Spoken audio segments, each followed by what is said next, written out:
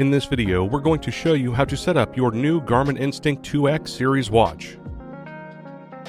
Garmin recommends you charge your watch for 2 hours before heading out on your adventure.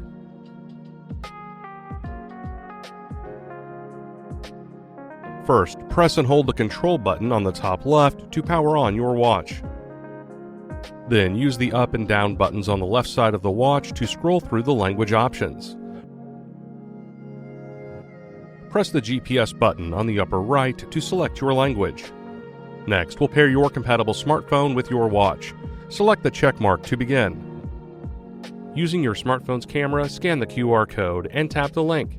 If you already have the Garmin Connect application, this link will direct you to the device search screen on your smartphone.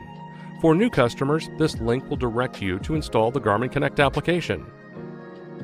Once the download is complete, open the Garmin Connect app. Select Sign In if you already have a Garmin Connect account. In this video, we will be creating a new account. Select Create Account. Follow the on-screen instructions to enter your information. The app will now begin searching for your device. Select Connect It when the app recognizes your watch.